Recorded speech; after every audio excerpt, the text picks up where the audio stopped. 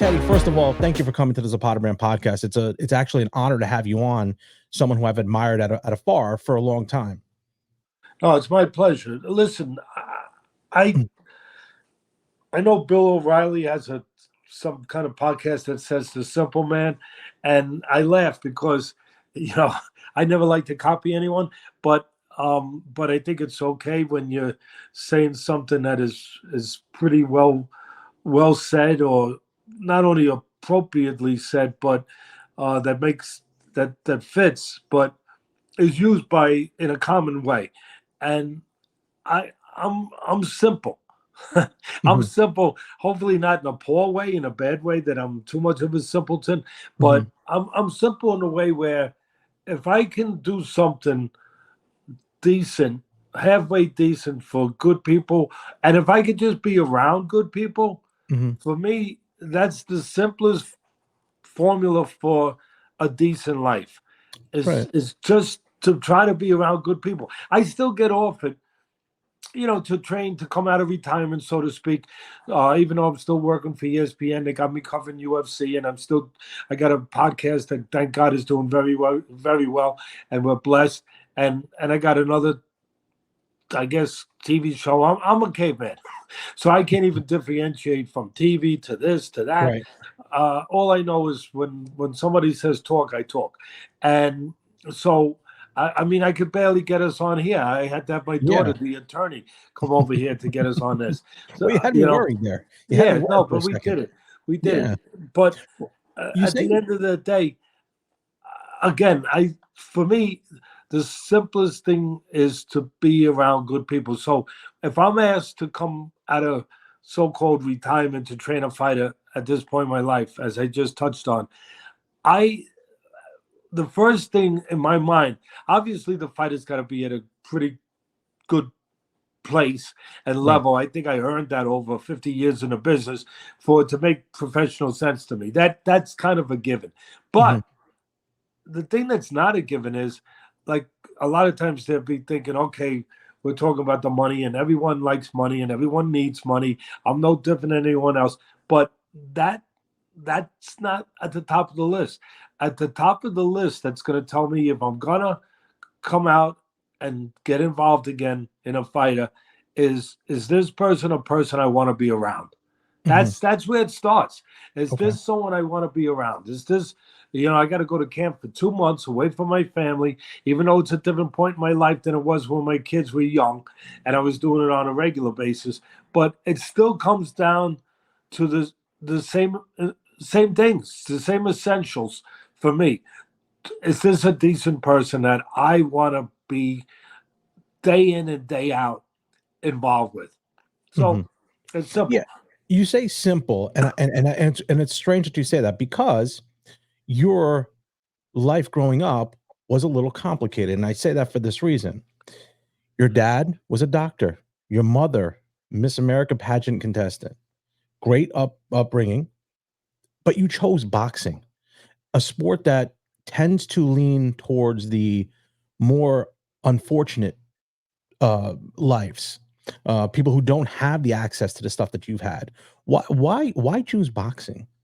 Antonio Barrera, who's one of the greatest fighters, greatest Mexican fighters of all time, and Mexican fighters have a great history and tradition of champions. But I just make him a great fighter, period.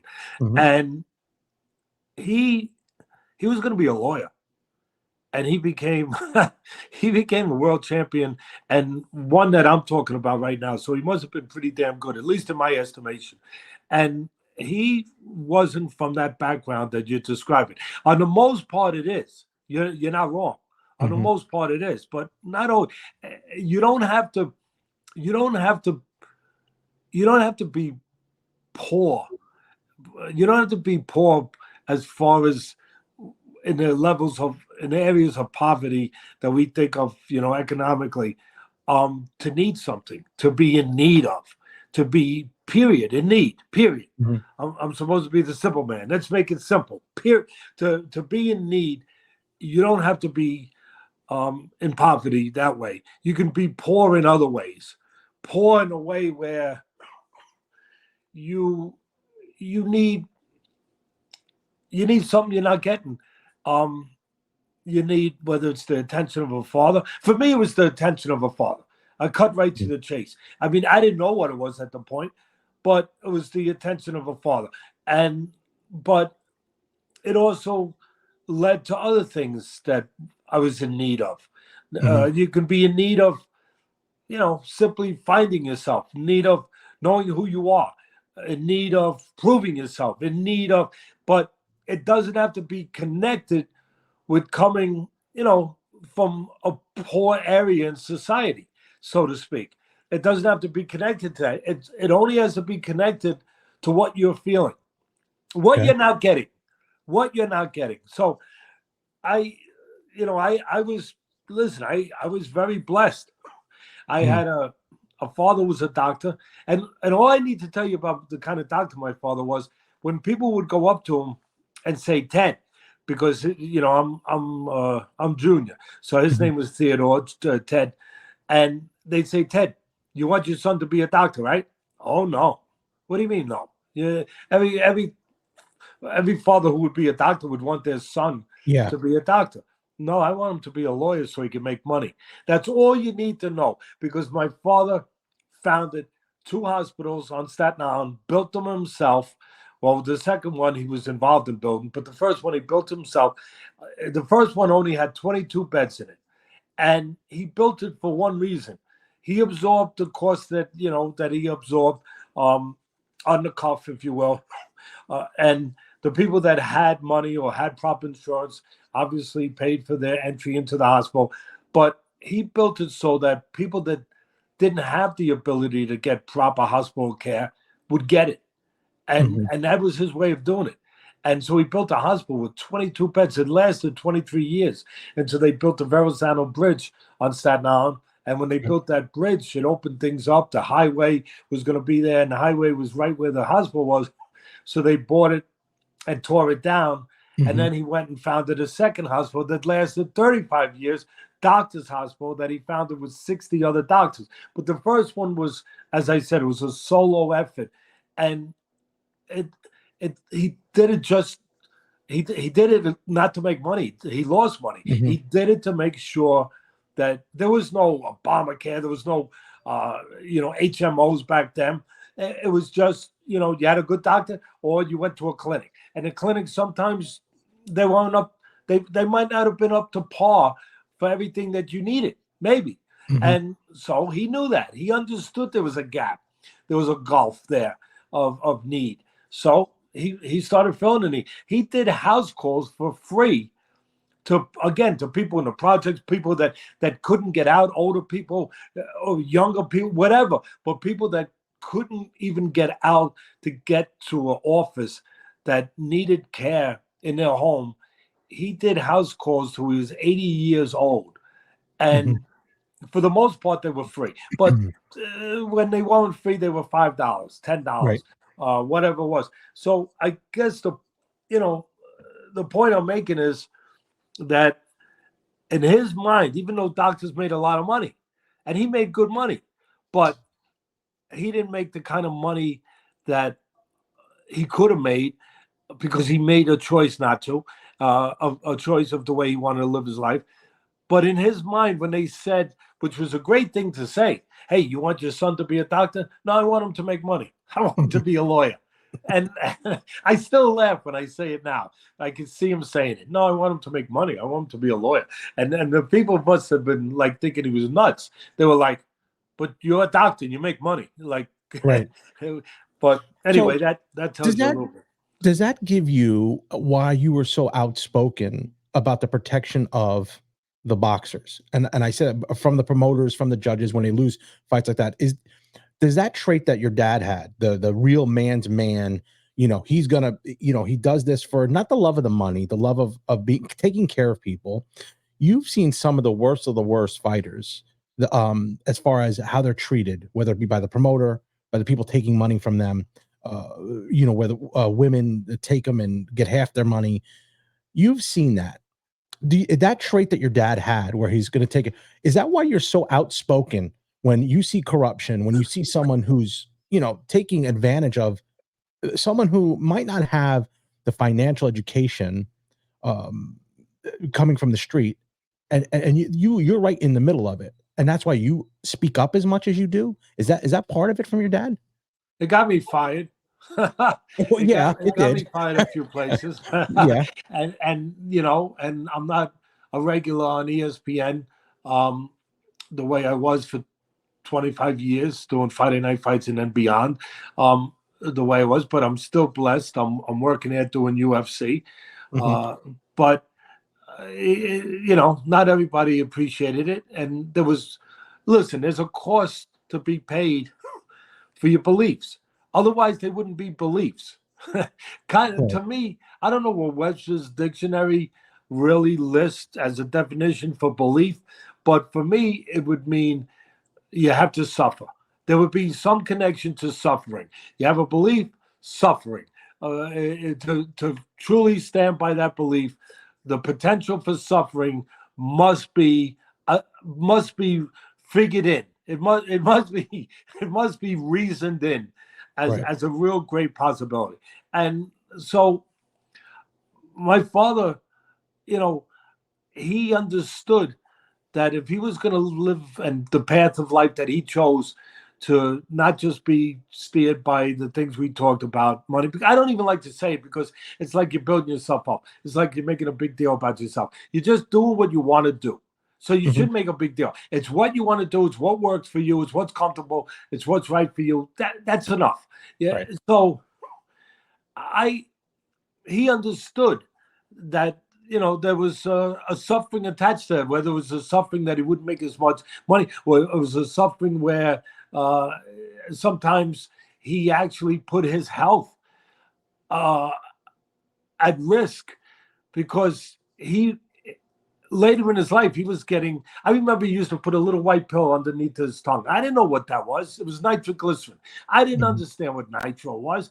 It was because his heart was skipping beats, and he was working 16-hour days, taking care of, going to nursing homes, going to house calls, doing the office all day long, and then not getting home to 1 in the morning, 12 at night, Mhm. because he's doing the house calls, he's got an emergency call, whatever. And but the risk of his health, and he paid for it later in life. He paid a consequence for that, but Mm. it was worth it to him. He balanced that into the equation of what he was, and he didn't give it a lot of thought. Because the thought was concentrated on what he was doing, on something that worked for him, something that was obviously was rooted in something. There was something that started this forward path, and destiny for him, that he created his own destiny, that he was uh, committed to. There was something rooted in his life that created that led to that. But the way he looked at it was, and listen, there was even a cost to his family, because he wasn't around as much as he would have liked to have been around, because he was so Right. committed to that, to what he was doing, that cause, of that belief of taking care of people, and doing it to the level that he did it, the way that he thought he did. I feel the same way. I don't know, because I don't want to talk about myself in a great way, because I ain't great, but I I believe in osmosis. I know it sounds crazy. A lot of people don't know what that word is, but I remember Cus D'Amato used to say, one of my mentors, he used to say, you can learn things through osmosis. It gets absorbed. You don't even know you're learning it. You're around it. It's attaching itself to you. It's being absorbed into your pores, into your conscience, into your mind, and you don't even know it. It's osmosis. I I guess that through osmosis, that I saw what my father did. He wasn't a talker. He didn't talk about it. He did it. And I don't think Mhm. there's a greater teacher than example, and watching and seeing. And through the osmosis of that, I think it led me, probably did help steer me in a direction that I'm in. But when you asked me that question, that point blank question about how I got there, and the choice I made. I don't know if I made a choice or the choice was made for me through osmosis in that kind of way. Obviously, it appeals to me as I got older and a little tiny bit smarter. It appealed to me, and I could articulate things better in a way of how I was doing things, why I was doing things, and understanding those things. But it just became something I'm just doing. Like, in other words, I was behind the mic at ESPN and I saw a bad decision. That's a bad decision. That's wrong. You're robbing a fighter. And then the consequences attached to it. That's where maybe I was a little bit stronger, where maybe from being a realist, being around a father who was a doctor, that's reality. I remember waiting up for him one night to 12 o'clock at night, and I was like 9 years old, and he was upset that I was still up. And he said, "Go to bed. What are you doing up?" He said, "I was waiting for you." He said, "Well, go to bed." I said, "Where were you?" He said, "I was, in the operating room, and then I had to go. I was in the hospital. I had to go there. For what? Because I want to know everything. Well, what happened? Who was sick?" So, he's got patience with me. He's taking his time. He says, there was a patient who's I went to see, and he's, I said, is he very sick? Yes, he's very sick. I said, well, he's going to be better now because he's got you. And then all of a sudden, he says, "This is what I mean by reality." Not in a crude way, just in my father was that. He just said what needed to be said, and there was no around. He just says, "No, he's not." I'm 9 years old. I said, "What do you mean he's not?" I said, "But Dad, he's going to be okay." He said, "No, he's not. He's not going to be okay. He's not going to be okay." I said, "Well, what? Why?" He said he has cancer, and it's he might have said it's terminal, word that I didn't understand, and he said he's not going to be okay, and I was confused. I thought my father could fix anybody. I thought he could heal anyone, and why would he be there away from his family to midnight if it wasn't going to be to save the guy's life? And so I asked him the question a 9-year-old would ask. I said, "Then why were you there?" And he said, "Because you don't give up on life." That was it. Good night. Good night. And that for me, that goes into that branches out into a lot of areas. It doesn't have to be physical life. It doesn't have to be life and death. Somebody died. It's life in general. The way you live life, the way you can live life, the way you feel about life, the way you take care of your family, everything involved in life. So when I see a fighter, osmosis, I guess, I don't know. When I see a fighter, I go to a very definitive place. I don't just say, "No, it's a robbery, that's wrong," and blah, blah, and that's it. I say, "No, it's a robbery, and that fighter now is going to be forced to go back online and face thousands more punches," reality in my business, face thousands of more punches to hope to get back to that place that he was already at, where he could have started making a better living for his family and gotten closer to the exit door of getting out of the business because he accomplished what he wanted to accomplish, to take care of his family and to be a champion, whatever, fulfill what he had to fulfill. But you crooked bums, you bums, you went and you robbed this guy, and you not thinking of the consequences. You're doing it for one of two reasons, like Cus said. You're either incompetent or you're corrupt. Whatever, either one of them, it is not serving what you're there to serve. That now this kid has to go back and maybe spend 2 more years of taking punches to get back, and most likely he ain't getting back.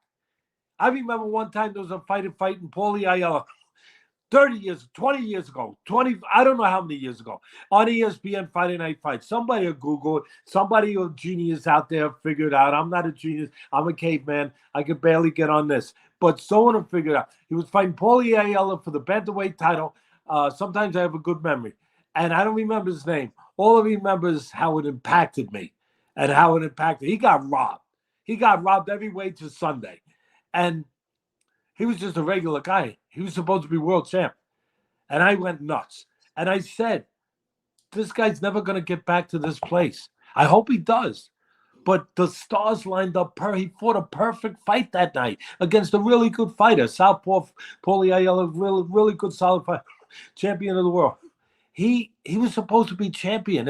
That was his moment. This was his moment, and you took it away from him. You bums! You took it away from him, and he's never gonna get. And I never left it out of my mind. I followed this kid's career. He never got back. He never got back, and so that's why I'm so insane. Some people think it's not insanity. It's some people think it's passion.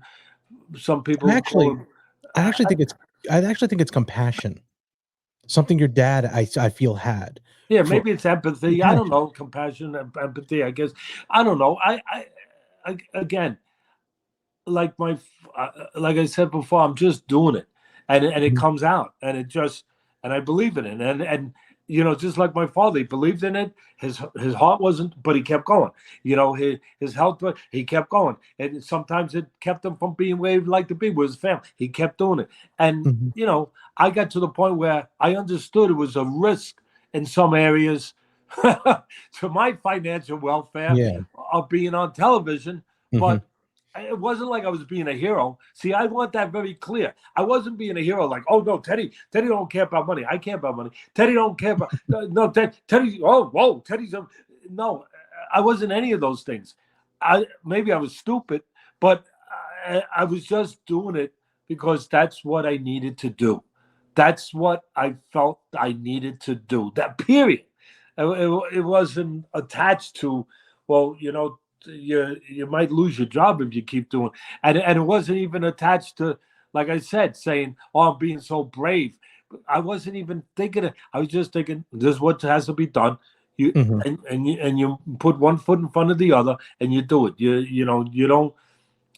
You got to get from here to there. You could get from here. You don't start thinking, well, the boogeyman could be 5 steps down. Well, if the boogeyman's 5 steps down the hall from here to there, you know what? When I get to the boogeyman, I'll deal with the boogeyman. but that's not going to stop me. Right, and I remember that fight happening, and I remember when you got a good memory. You got a good memory. When it happened, and you're a real boxing fan. You're a real boxing fan. Well, I appreciate that. And you and your brothers do great work helping kids in the way that you do. I hope everyone knows about it. That's one of the reasons I'm here, talking about being around good people. You do good work helping kids, using boxing as a carrot, as a tool to help kids to find themselves, to get to better places within themselves. I want to tell you, I just want to thank you. You thank me for coming on. Thank you for doing that. Well, we appreciate that. We do as much as we can. We have Leo Talenka is the one who owns the gym there, and he does it. He puts it all on himself to put the shows on for the kids. We just had one last week. He really does a great job there too. He gives us the platform to do that. But one of the things that I remember that fight when it happened, and one of the things I saw was someone who was very transparent, and I was like a breath of fresh air. Then you actually had to deal with the consequences with that, but my question to you would be, so how do you fix that? Or is it possible? Because I was talking to Stitch Duran about a month ago, and he had a documentary out 20 years ago. And he did this documentary about how corrupt boxing was and what have you, and what has to change. And unfortunately, most of the people in that documentary have passed. And he sent it to me. I looked at the link. It is the same questions some years later. Nothing changes. Nothing changes. It's just like almost like the people are different, but it's the same thing. Similar to the political system we have in America. It's just the people change. That's it. And there's corruption. There's I saw Bernard Hopkins just on a podcast just recently saying how as Al Heyman is essentially sidestepping the Ali Act by claiming he's a consultant, which that begs the question: why who's the promoter, who's the consultant, and where's this money's going. So how do you, and again, you have the platform, you have the accolades, you have that. Do you think anybody is willing to take a risk to change it, or how can you change it at this point? I tried years ago. I got together with a man. God bless him. He's up in heaven now. Senator McCain, and Yeah.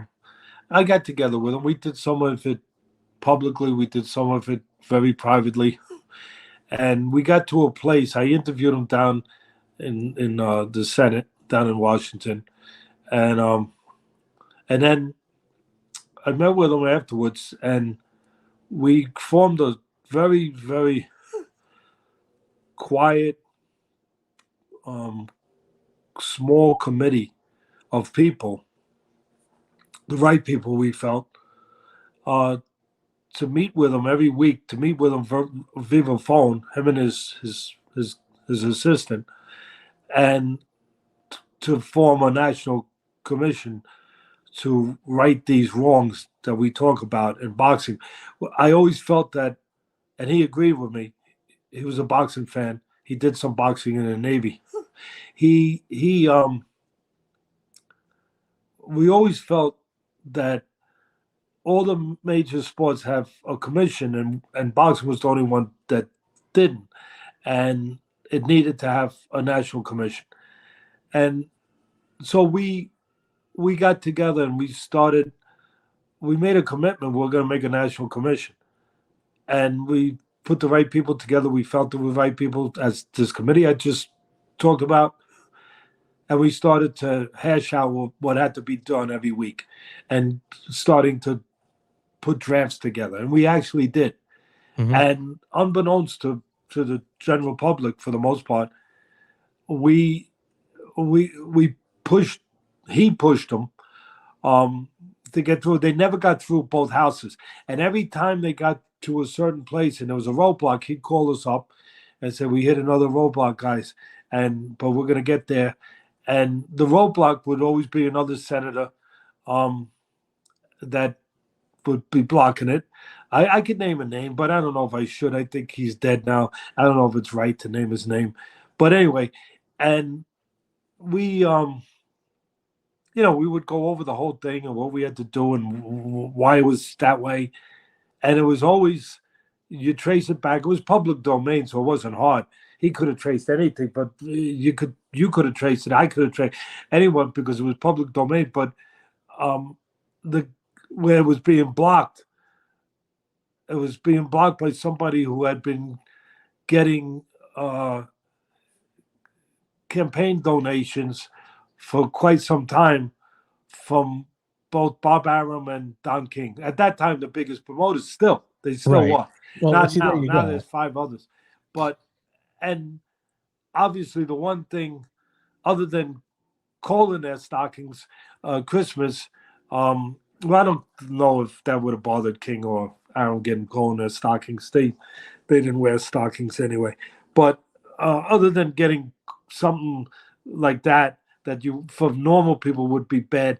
The worst thing would be to have a national commission. That would be coal. That would be tantamount to being coal in their Yeah. stockings because it would stop business as usual. And we McCain had already come up with the Alley Act, and we told him point blank. Matter of fact, Jack Newfield, another man who was a close friend of mine, who was God bless him, he's gone. He did a Um, great documentary, by the way, yeah, about he Don. He did. did a great Yeah, he documentary did, about that. and a book, Only in America, Yes. the life and crimes of Don King, and Life and Crimes. yeah. Well, he was a great writer. He came up with the right things. He once called Don King. He once called, I don't think anyone was more apropos with this. He once called Don King a vulture from a ring post. A vulture. Oh my God. When he said that, he said a vulture on a ring post. I was like, oh my God, you are a good writer. Yeah, he's So, good. yeah, Or was good, and unfortunately. God bless him. He loved Yeah. boxing. And he said to McCain when we were on the conference call, he said, John, listen, Senator, you know, great idea, great idea, meant well. And again, spoken like a guy who knew how to put words together very well. He said, but the Alley Act is like giving somebody who's sick chicken soup. It makes them feel better for the moment because you're giving them that, and it makes them feel Mhm. better, taste good, and it Right. does, but it doesn't kill the germ. It doesn't have an antibiotic to kill the germ. He was oh my he was so on the point, and even McCain got it. He was like, yeah, all right, explain, because he was trying to learn. He was like, take me down the terrain, take me down the path. I want to learn what I got to learn in this business to do what we want to do. And as I said, we put some drafts together, and every time it went to a certain point, it got blocked by a certain senator. And so one Well, day, if the center is passed, why wouldn't it was, I mean, it had to get past both houses, whatever. And once the draft was there, I guess it had to have a full approval or a certain approval. And especially in the area, one area was Nevada. Not now, I guess I'm giving it away, but Oh, there the you go.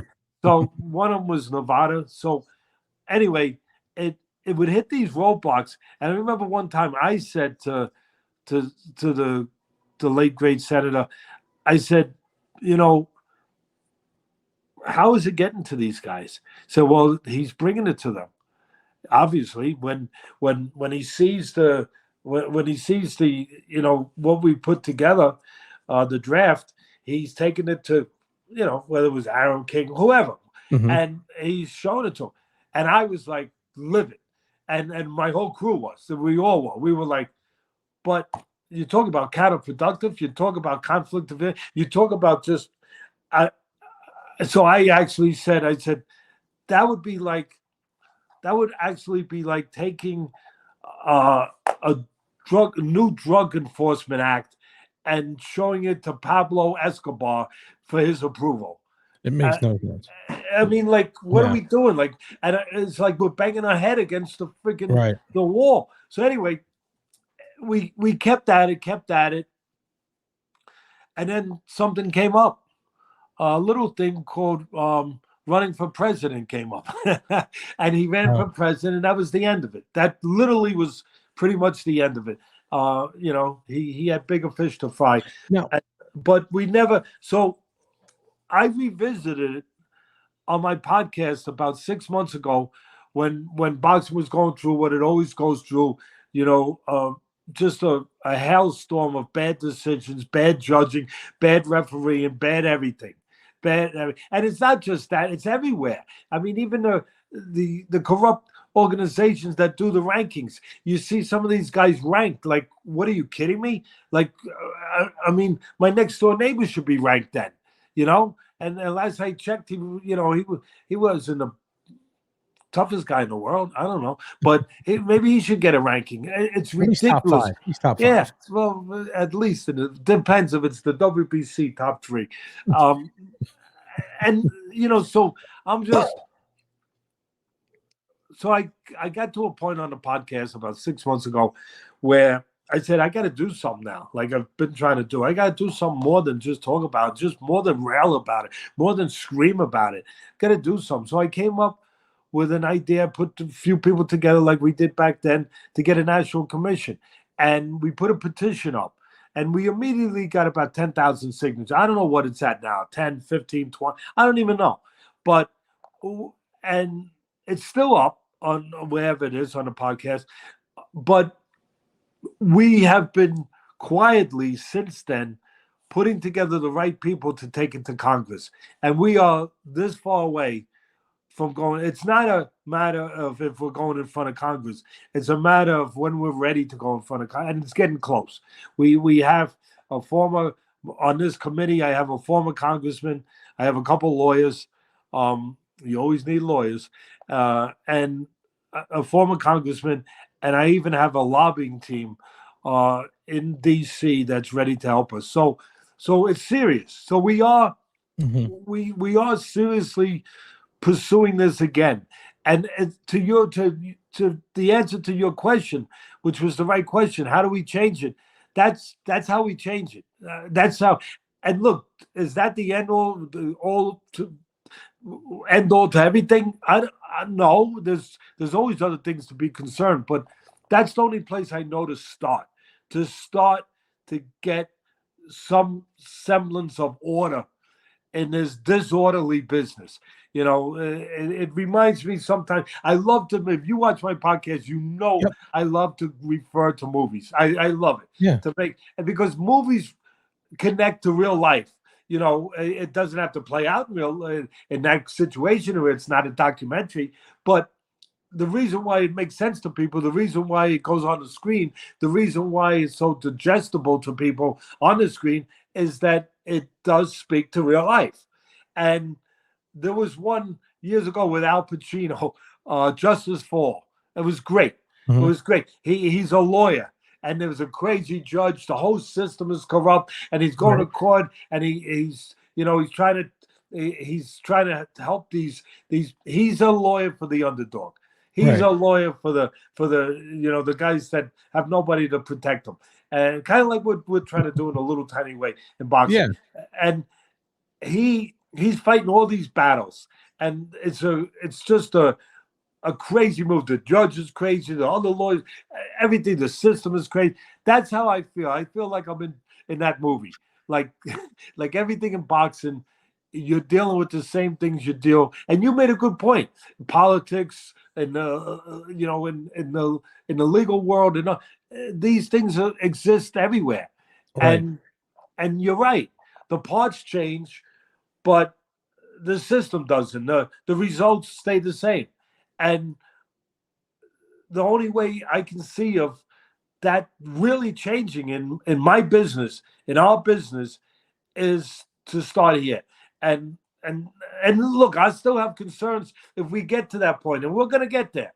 But I'll tell you what my concern will be right off the bat. Me and Jack Newfield and that committee, we used to talk about that. And with McCain, what's your concern, Teddy?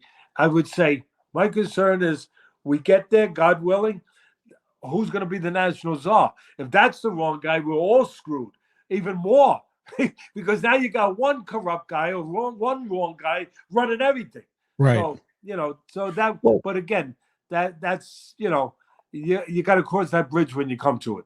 and also one of the biggest concerns that I've always had was the entry level for boxers can be a professional. Like you could literally walk across the street, go to the state athletic commission, get a license to be a trainer, get a license to be a boxer, get a license True. to be a promoter. True. And it just Well, you there's got to pay no $10. You got to pay 10 $10. Don't bucks, 10 forget that. bucks. Yes, 10 bucks. But you can do all this nonsense, not have any kind of certification, any kind of coming through the ranks. You don't have to do any of that. And that creates a toxic environment where if there's money involved, and once you get money involved, forget about if you happen to hit lightning in a bottle and got a superstar. The corruption all of a sudden ramps up a little bit. Then they're protecting other people, and even on my small level, I've seen it where I've said, "What in the world just happened here? We needed a guy." There's a commissioner who I think he's retired now, but where I was at, one of my guys was maybe 5-14, maybe. I mean that's given him a couple wins. He was not good. He actually won a fight. A 12 rounder was very, or 10, a 12 rounder was very good. One against a guy who was average. We wanted an easy fight afterwards just to get him back in, and the commission shut him down. Said no, no way. The guy that he was going to fight was under 500. But we get a call from ESPN to do a fight on ESPN Friday Night Fights for Jimmy Birchfield against a guy who was undefeated, and the commissioner said, "Oh, he's good for that fight." Yeah, because Because they were doing a favor for that particular it's promoter. ridiculous. It's ridiculous, and that's why there's a problem. Yeah, there's no separation of church and state, for lack of a better term. None whatsoever. And I mean, you got the promoter who wants a certain guy to win. He wants a certain guy to win. That's no secret. That's how he makes his money. He's putting all this money in, and he's building up a fighter on that card, and he wants that fighter to win. And he has there's no separation from, there's no hiding that he wants to just make money. Okay, Right. that's fine. It's America. It's a capitalist country. It's the American way. That Right. God bless you. You work hard. You you make money, and you have a dream, you have a vision, you see that dream and vision true, and you make money. We all want to do that, and God willing, we can all do that. That's the greatness of this country. But that is his prerogative. I mean, that's his priority. That's what he's doing. But then you have the so-called administrators of the sport that is supposed to make sure that there's boundaries, there's parameters, there's legalities, there's control, Mhm. that things are done the right way, where the fighter's health is protected, where the well-being of the fighter is protected, the well-being of the sport, the integrity of the sport, all of those things, the administrators have as their responsibility. So that means that their priority, their what their goal is separate from the goal of the promoter. Very simple. I told you I'm a simple man. Very simple, very basic. Theirs is to administrate the sport, make sure it's run with responsibility, within rules and regulations, and the promoter wants to make money. So there has to be that separation. Here's the problem: there's no separation. Guess who's paying the fighter? The promoter. So the promoter's paying the fighter and and paying the commission. Without the promoter, there's no commission. If the promoter, the main promoter who's promoting in that area, if he's not Mhm. promoting fights, then there's no reason to have a commission. You only have a Right. commission because you have somebody that's giving you something to commission. So all of a sudden, there has to be an alliance. All of a sudden, there has to be a relationship. All of a sudden, there has to be a quid quo pro, because there has to be a way of them living together, coexisting, It's to it's help similar me. to To, it's almost and like there's a no, messy like I said, marriage. no separation of state and city Yeah. and state. And you got to have separation. You got to have separation for the people making money and the people that are supposed to be administrating laws and rules and regulations. And all of a sudden, that all goes away, because now you have the promoter who is responsible in some way for the survival of the commission, and you you have a situation where it's it's the biggest conflict of interest there can be, where you they want someone to win, and now you assign judges. And when you assign judges, if it's a championship fight, the organizations bring in the judges. If it's a local one, the commissions assign the judges. So they assign the judges. The judges know who the promoter wants to win. And the judges know that if that guy don't win, they ain't gonna judge no more. And they like being judges. And to be a judge, you have to actually get called to work. You have to be assigned fights. So Mhm.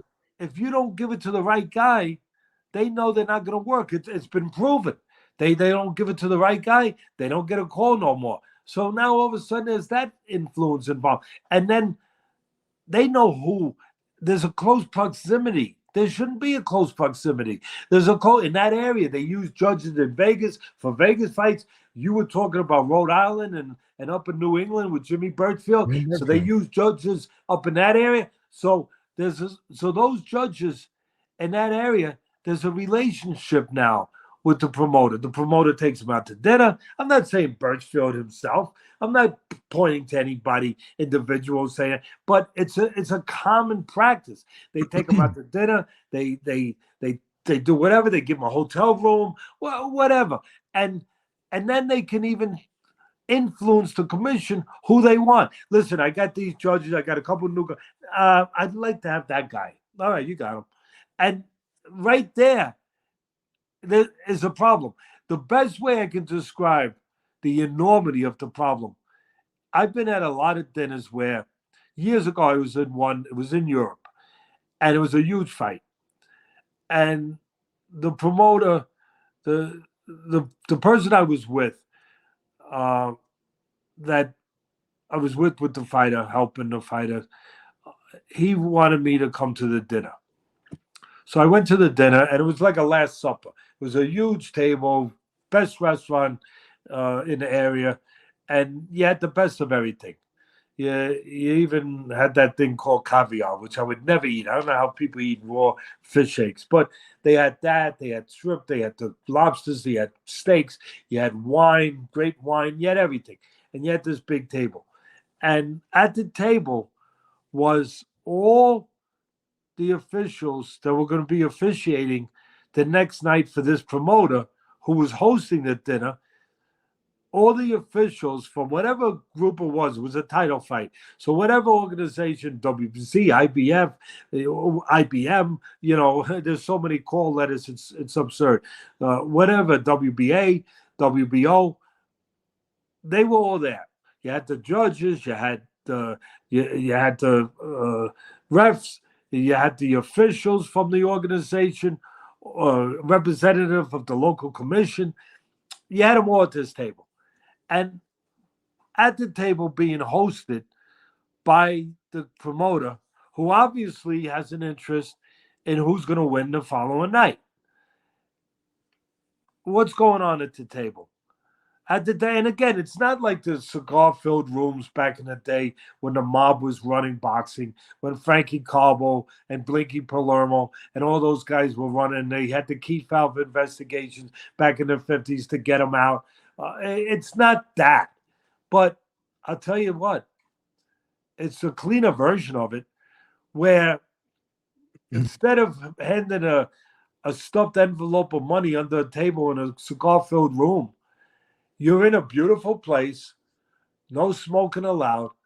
You're eating all this great food, everybody there, and you got a official that's talking to one of the associates of the promoter. The promoter's got all his assistants there, and they're sitting there. They're helping the host make sure everybody's happy. And all of a sudden, you could hear the conversation. Listen, I have my girlfriend flying in for the weekend. I was wondering if I could get another plane ticket. Yeah, no problem. We'll take care of that. Thank you. I appreciate it very much. But then another one. I got my wife coming in. It's our anniversary, and I'd like to upgrade to a suite if I could, and I'd like to stay maybe an extra 2 days because after the fight, there's some beautiful areas to do a little sightseeing, and no problem. We'll take care of that. Thank you. I appreciate it. What is that? That's not graph. That's not. That's. Are you kidding me? You need forensics to come in to explain to you what that is. The FBI don't have to come and explain that to me. I know what that is. That's tit for tat. Mm-hmm. That's giving a favor for a favor. And the thing I would always say on ESPN, one of the reasons I'm not there, and I still say on my podcast, is that can you imagine? I want to make it simple. Again, simple man.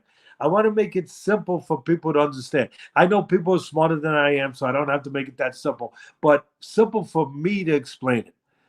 Where that would be like, I'm going to take a name that's universal, the New York Yankees, and a name, the owners that's universal, Steinbrenners. That would be like the night before the World Series that the New York Yankees are in, that the Steinbrenners are hosting a dinner for, I have to laugh, for all the umpires, all the officials that are going to be working the game the next day, and they're hosting this great dinner. Guess what? Ain't allowed. Can't happen. Then it can't happen. It would destroy the integrity of the game. It can't happen. It's got all the implications of what it's supposed to have. Correct. And there's a commission there. There are safeguards in place to make sure it never will happen. It happens on a regular basis in boxing. See, I think it would be easy to put it together. I just think you need a strong-willed guy to put that together. Say these are the rules that we have to follow, and if you want to be involved in boxing, start with the promotions up top, the people with the money. This are the guidelines if you want to be in this. Because if you notice, there's some very strict rules in NFL, NHL, Major League Baseball, whatever, all there you cannot do certain things. The gambling aspect is starting to get a little funny in these leagues, which is really, it's weird to me that they're now promoting gambling. Yeah, it's true. Um, so that Slippery actually slope. opens the door. It opens the door a little bit, which I'm a little concerned about. The gambling thing Slippery opens the slope. door. It's a slippery slope. You're right. It just does. And so what if you just had a strong-willed guy to go in there and clean up? And I think with some of these promoters now, I hate to be morbid, kind of dying off. Don King is late. I mean, I think he's in his 90s as Bob Arum. The only one really there that is making headway is Al Heyman, although he is getting older. Well, you got Hearn over, and it's a Oh, but you universal know what? sport. I think Hearn does a good job. I really No, do. I'm not saying anyone does good or bad. I'm not judging right now. I'm just saying when you name the power brokers, Mhm. there's basically five. There's Aaron with ESPN. They all have to be attached.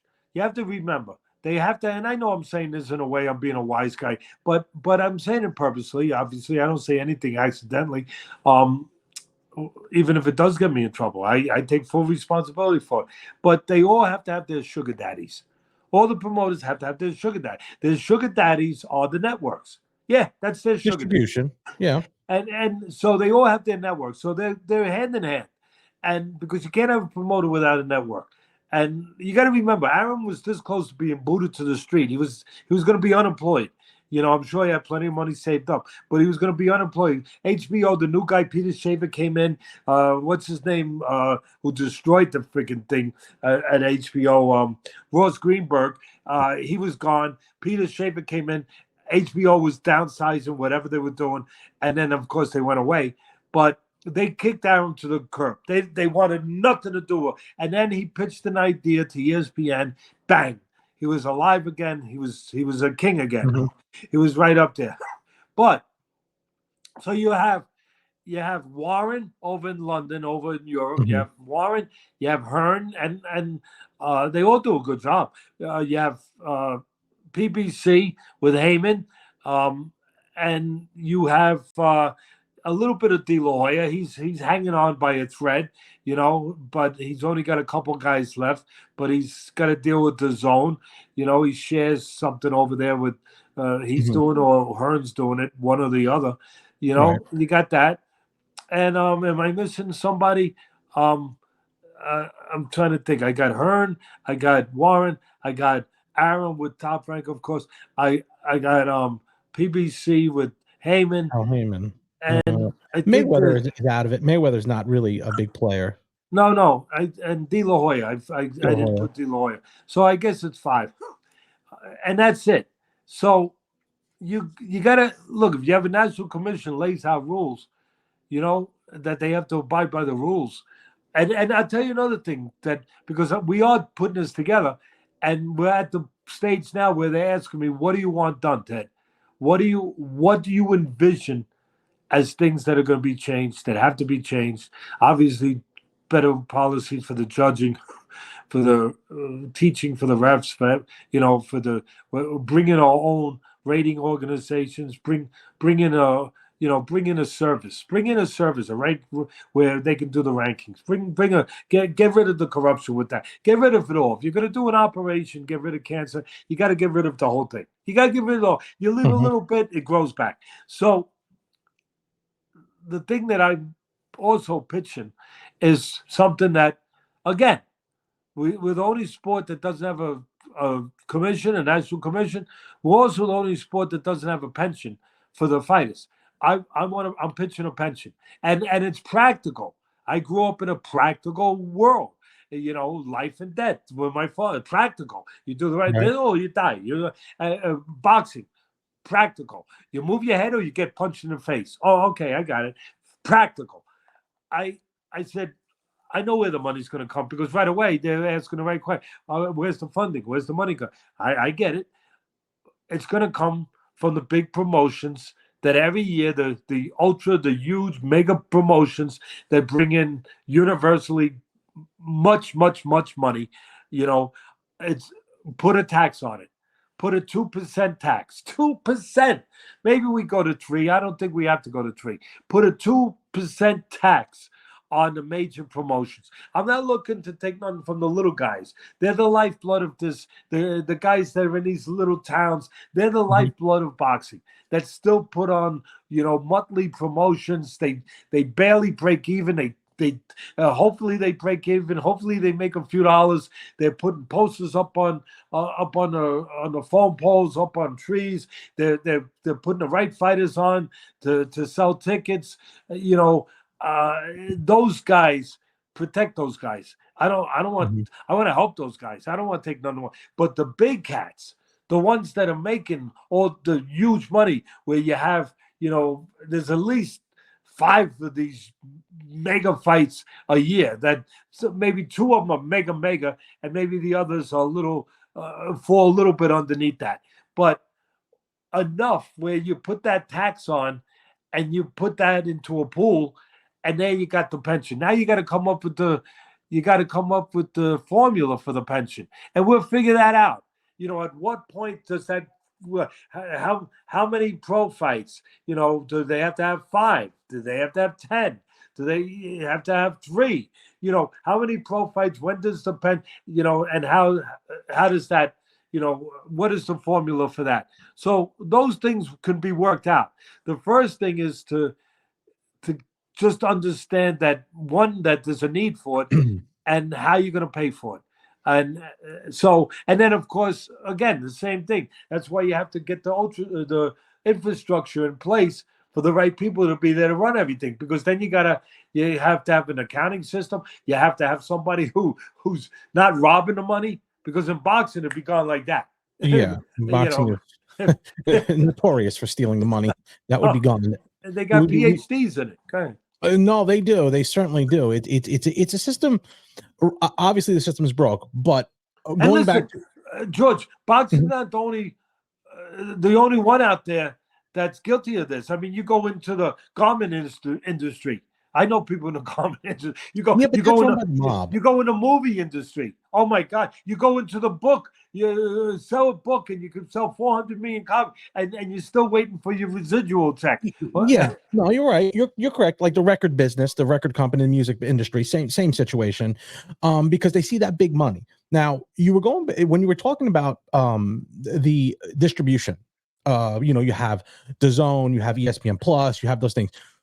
When you see HBO bail and then Showtime's bailing, they're gone. There has to be. They're not stupid. I see a storm coming. Again, real life.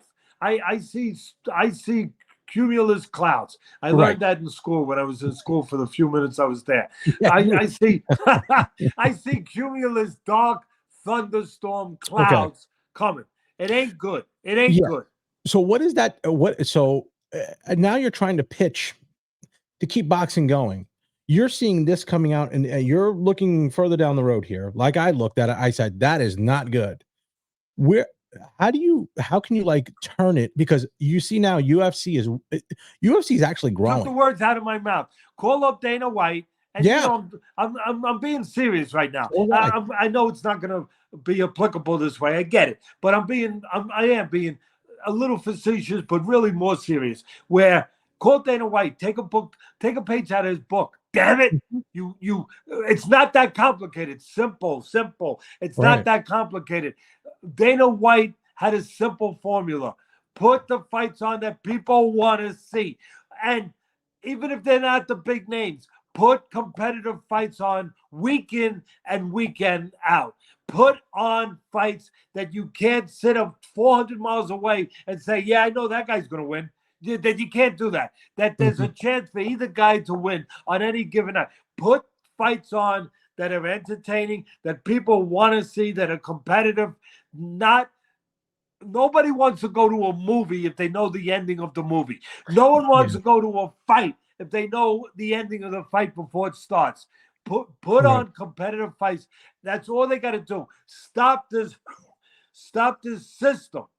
This Right. this this generational system of farm system where, there was a reason why ESPN 5 years ago got out of business with Top Rank. They were 40, whatever it was. They were in business with them on a regular basis doing ESPN fight. And they got out and then they started Friday Night Fight. Now they're back to them. Okay, whatever.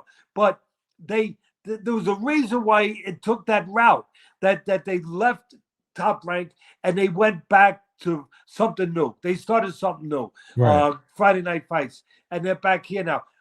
The reason was that nobody was watching it anymore. That Top Rank was using, and it's not just Top Rank, it's all of them. It's all the promoters using whatever network they have that's their sugar daddy. They use it as a farm system to sign fighters. If you sign with me, you get on TV. Wow.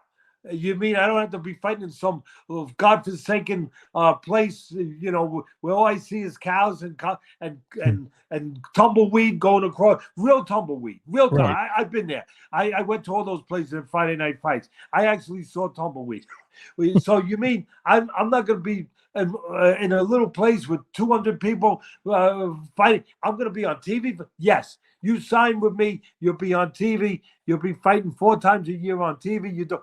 And what do? They go out and sign the best fighters in the nationals, in the Olympics, and all that. They go out, get the best athletes, the best fighters. They sign them up because they're going to be on. They're going to be on DAZN. They're going to be on ESPN. They're going to be on Fox. They're going to be on Showtime. Now those Fox, Showtime, they're all gone now. But at the time, they're going to be on one of these mediums, and it starts the process. And you know what the process is? It's the process of the destruction of boxing. That's how Teddy Atlas puts it. Because what they do now, it's a 2-year deal. I know this better than anyone, better than most.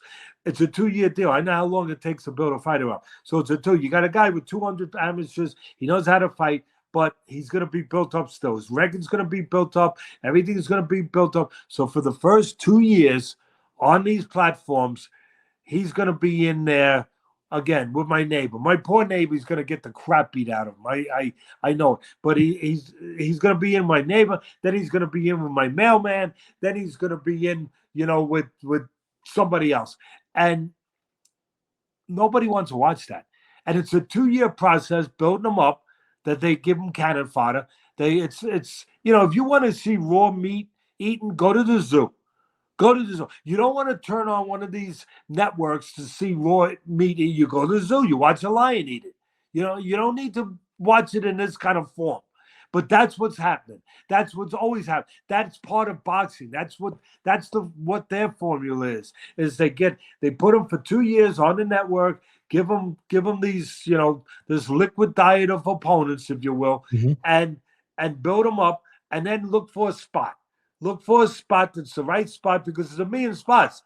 It's no longer just a few spots. There's 452 million titles out there, belts out there. And so it's a proliferation of just crazy belts everywhere. Any color, any design, different call letters. So silver, bronze, gold. I mean, they just make them up as they go. Champion. You got super champion, super champ, the half champ, the 3/4 champ, yesterday champ, tomorrow champ, Wednesday champ, and you got all. So you fit them into a spot, and you get a world title. And now the network's like, we got world titles, we got world champion, we're happy. You're not that happy, because for 2 years you destroyed your base. For 2 years, you destroyed your fan base because they weren't watching that crap. And that's the problem. And that's where Dana White comes in. He understood that very simply. Now, look, it's easier for him because you got one man running the whole show. I get it. His way or the highway. I know people out there are smart. They're going to say, but Teddy, I'm ahead of you. I'm already thinking what you're going to say. I know. Yeah, Dana White is he's the man. He controls everything. So, yeah. He can make it his way. But, in boxing, there is nobody saying it has to be that way. That's the problem. It's come a time where maybe we need someone. Maybe there's no maybe about it. We need someone who's going to say, yeah, this is the way it's going to be. These are the rules. These are the standards, and this is the playbook, and this is the way we have to do it. Okay.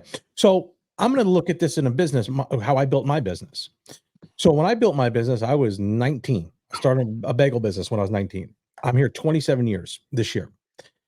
What I did was looked at all the successful models. Okay. And at first I stumbled. I didn't know what I was doing. Did not do a checkbook. Didn't, it was a mess. Excuse me. But what I did was I took the best that were there and the people who had the technology and had all the other stuff, put it together into a system. And yes, it took me a long time to start making money and going forward, but I followed what worked. It always seems that boxing shoots itself in the foot. Now, Dana White has this system in place that is going to would be very difficult to put together. Now, you do need a person like Dana White. Is there a person out there that you would think of that could almost be number one, a good promoter? Because Dana White's the best promoter I've ever seen by far. And that includes Vince McMahon and that includes Don King. Don King, the only difference I see with the only thing downfall I see with Dana White is his pay scale. I just don't like that. You win, you get money. If you lose, it should be across the board because that money's already budgeted in. That money's already budgeted in. Just put it in there and give a little extra to each. That's the one thing I think is his downfall. They are starting to make more money though over there, like any They business, are, they're still a new business comparatively to some of those. But and I'm not here to protect Dana White. He don't need me to do that. I'm not here to be protect him. I'm just saying that it's trickling down from the top now. That there's more people making bigger money now. No, I agree. But what I'm saying is the lower weight classes where they say, okay, so in boxing, four rounder is going to make $400, 100 a round, right on there. But that's already budgeted in. Like you're going to make. So if they say, well, you're going to win an extra 400 if you win an extra, but you're not going to get the 400 if you lose. Then you got, judges get, there's always put the money in there and say, okay, this fight is $1,800. You're going to split 9 and 9. That's what it is. That's what I believe. Again, I'm not saying Dana White. I love Dana White as far as he's a capitalist. But one thing, they do the 50,000 bonus, which is important to these. Yeah, that's good. And you don't have to win. All you have to do is be involved in a fight of the night. Like because I've seen guys that didn't win, but they were part of the fight of the night, and they got the bonus. So it's not a bad idea. No. I think across the board, Dana White's the best I've seen. So, is there a guy out there that you just throwing a name out or two that you say could grab people together, put everybody together, and say we're going to do it my way? Yeah, you're talking to him, but I don't want the job. Why wouldn't you? Because I've been doing the job without officially having a capacity to do it, or the power to do it, or the support to do it. But you have the connections. You have the Dana White connection is huge. He's essentially where Don King was years ago, only without stealing and robbing. So I don't want. The first thing, when Monday would come, if I was hired on Sunday, when Monday comes, there's a lot of pink slips going out, brother. There's a lot of pink slips going out, and I don't know if I don't know if everybody. So let's start printing these pink slips. Yeah, but I don't look. I've been approached about this when we were trying to put together the National Commission. Well, there were other things going on with other people trying to put together a National Commission. I was approached, obviously privately, and every time I said the same thing. I said no. I said I'll help in every way that I've been helping, my whole life. I'll continue helping, and maybe I'll be a consigliere to the Godfather. But okay, so I don't know if I want to, if I want to have that seat right now. But I do want to change, though, and I do understand that what I say is contradictory. I understand it, because if I want to change and that's what it takes, then you can't say you want to change if you're not willing to sit in that seat. But I think there's other people that are meritable that can sit in that seat.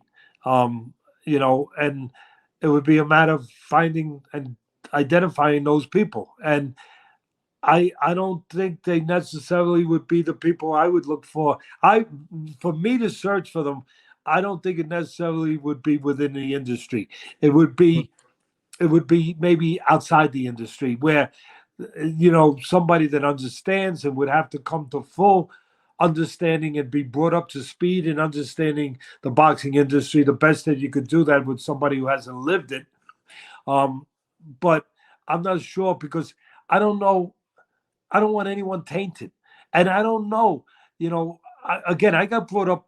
I was brought up around a lot of old timers. The main one was my father, but a lot of old timers. I remember one old timer told me I was trying to get away with something, and I was trying to rationalize it, and I was trying to say no, but I didn't do. But there's but this, but, and he just stopped me.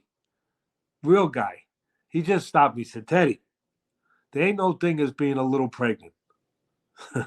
And I was like, oh, Good point. Good wow. point. Yeah. Yeah. And I don't know. There's a lot of people in my industry that are a little pregnant. And I don't want nobody who's a little pregnant. And we can't have anyone who's a little pregnant. So it might have to be somebody. I'm open to the reality that it might there's always a rare one you can find in the industry, but it would be on the outskirts of the industry. That makes sense.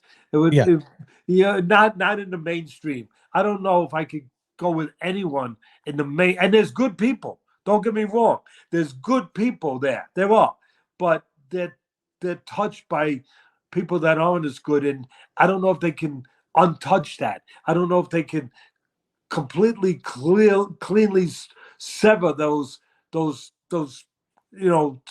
touching of those people. Mm-hmm. Well, if there was one that I would throw out, I would throw one out who's not in the industry. You know him. You did a great interview with him. I think he's honorable. He's got integrity, and he's one of the smartest people. That would be Patrick Bet David. You did an interview with him on Valuetainment. Yeah, He no, he's a knows smart man. He's a smart he's a man. smart man, but also he's stern. He's Yeah, a yeah. stern guy. Well, he comes from a stern place. See, I think that's Yeah. important. He And comes so from his father and in Iran, yeah, he comes from a very stern place, a very, very serious place. And and he has a and I think he value. has honor. I think he has. He I think does. he believes in honor. He does, and he's got integrity. He's very, hey, I'll listen to you, and I'll listen to you, and we'll decide together. It's not I'm not gonna. He listens to both sides of the political aisle to make a decision.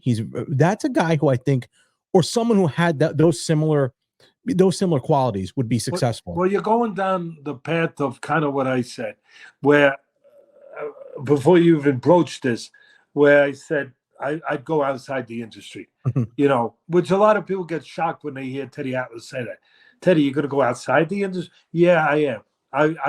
I feel that I would have, again, unless it was somebody on just have been on the peripheral, Right.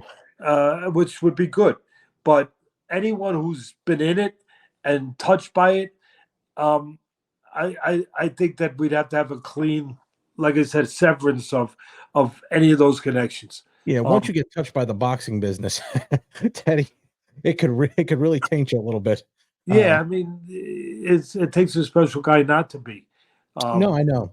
So real quickly, I wanted to go. There was a couple questions that a couple of my audience members asked, and they wanted me to ask you quickly. And Tony Lawson, he's a avid listener for the podcast. He had two questions. One of them was, how was it working with Custom Model at your age? You had a stable of fighters at 19 years old. So how was it working with them? Did you feel under pressure, or was it, were you under the learning tree? How was that? That's a good question.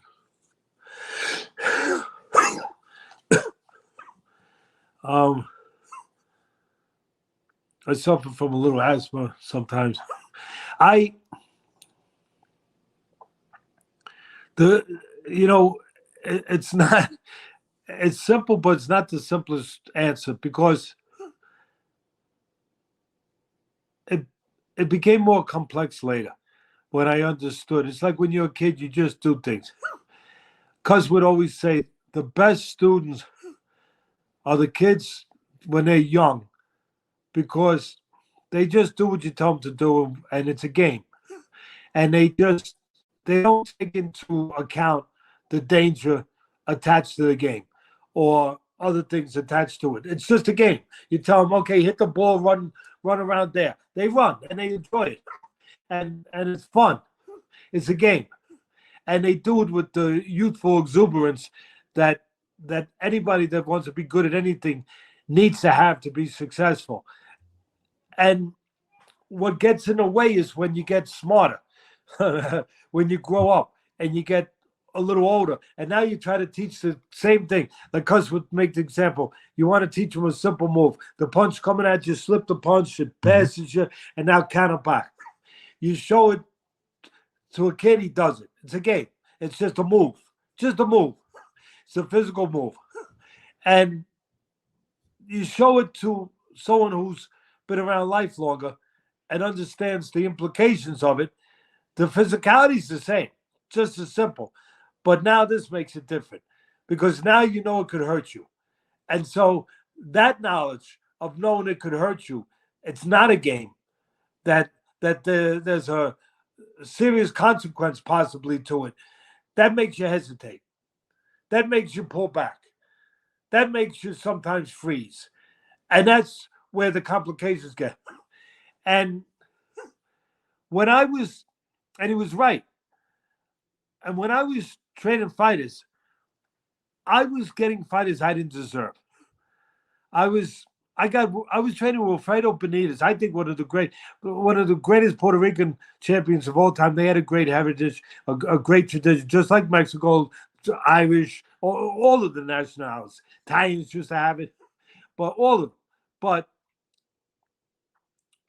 they, African American, I mean everybody. But there was a time with them, and it's still a tradition with the Mexicans where it means something to be a champion. It means something special in that country. Very special. This country means something, but not the same. Because we have other things, other options.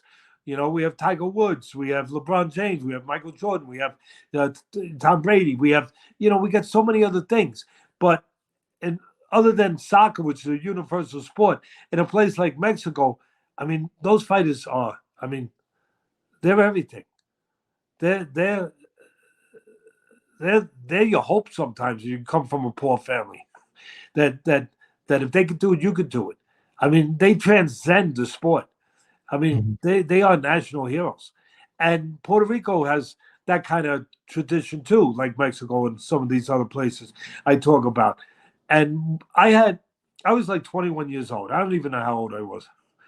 I'm training with Alfredo Benitez for the Palomino fight for the welterweight title. He was already junior welterweight champ, beat youngest champion, never going to be broken that record. 17 years old, just it's hard to fathom. 17 years old, just think about it. Mhm. World champion, and he beats a great fighter. Uh, Antonio Cervantes, Kid Pompey, he beats him outdoors in Puerto Rico to win the junior welterweight title at 17. Now I'm like 21 years old, and he's up in Catskill because of Custom Auto and Jim Jacobs. And he's up there, and I'm training him for the Carlos Palomino fight outdoors in Puerto Rico for the welterweight title. And he wins it. And then he went on to win the junior middleweight. I had no right. I really didn't. I did and I didn't. I didn't have a right. I didn't have the experience. I didn't have the credentials. I'm the first to say it, to be training him. And I was training other fighters that were world champions. He's one of them. I could name 10 of them that would, you wouldn't believe it. And I was training them. And I was developing amateurs at the same time during the day. I was during the night. I was in the gym day and night, 7 days a week. Cuz didn't believe in Sundays off. Somebody could rest on Sunday, but it wasn't us. It wasn't me anyway. And I'm in the gym every day. I mean, I would have to grab a cheeseburger in between down the street to keep going. But I'm privileged. I'm very fortunate, beyond fortunate, that if this is what I want to do, I'm getting to train with these guys. And the reason is because but also because if I did deserve it at all, it's because Cuz thought I deserved it. Because I lived up to Cuz's expectations of knowledge and being a teacher. He always said Mhm. that I was born to be a teacher. That it was one thing to have knowledge, but it's another thing to be able to have the ability to convey that knowledge to another person. He said, you have that. And so, and plus he was getting old, and part of it was a con job. He had to talk me into it because he wanted me to be the heir to the throne. He wanted someone to keep it going. Right. And so there was a lot of it, but he might have been right about some of it. Didn't matter. He had confidence that I deserved this, that I could do the job. And he wouldn't put me there if he didn't think I could. So I'm training these fighters. And to answer your question, I went around the bout, but so once I was put in there, I just did it. I wasn't thinking about, oh my God. And that was the right question. Were you pressured? Were you pulverized by pressure? Were you intimidated by that? No. I was in there because told me I'm going to be a great trainer. I'm working my backside off. I'm learning every day. I fought. I won the gloves. Now I'm retired and I'm a full-time trainer at a young age, and because the great Customato says this is your job, this is your destiny. Go do it. I went and did it. So I was just in there. They came in the door. I trained them. I knew I had to make their foundation better, their footwork better. I had to work my way up. And I knew the formula. I had the formula. And I knew the most important parts about it. If you're going to be an English teacher, you better know the alphabet. It's a good place to start. I understood the fundamentals, the rudiments of the sport, the need for that, the basics that need to control range, control distance, to move your damn head after you punch. Or if you didn't move your head, move the body. But if you move the body, move it from the right distance. All of that. If you're going to step out, don't step out. Just the little nuances, the little things that I got to be honest. The other people weren't learning in my business, weren't aware of, weren't paying attention to. All the details. Like if you're going to step back from the guy, you can step back, but get low. Step back small. Don't step back tall. You get caught on the way out. Things like that. Or before. And then I started adding to it on my own. And Cus would be like, wow. And again, I wasn't getting paid, so he had to pay me in ego. So he'd go, the young master. Oh my God, I could float out of the place. I just did a 15-hour day from morning to night. I didn't leave the gym till 10 o'clock at night, but I could float out of the place. Because the young master, whoa, so, and, on the inside, I remember one day, the guy kept pulling out and getting caught. So I told him, Cuz happened to be in the gym that day. So I said, bump him, just bump him. Nothing crazy where the referee's going to get in knots. Just bump him and then step out. Boom. And Cuz was genius. That's why you're going to be the best, So I couldn't get enough. I just, I wanted to make my father proud, and I didn't think it was going to be in boxing, but I wanted to make him proud, and I was being fed what I had to be fed by Cuz. That there was a reason for me doing this, that I was doing it good, and that was enough. So and like I said, I took this responsibility very serious. I had to be in the gym on time. I had to take fighters when the time came to take them to smokers down the Bronx to get experience, because it wasn't enough just to teach them and get sparring. Now it came a time they had to get experience, and there wasn't enough up in the upstate area. So I started to take them to the Bronx, to smokers, to get experience. Then I had to take on another responsibility. I had to be a matchmaker. I had to know which guys to put them in with, which guys not to put them with. And I learned little things like if I didn't see the guy fight myself, I had to go by who the coach was. So certain coaches weren't as good. They didn't have as good fighters.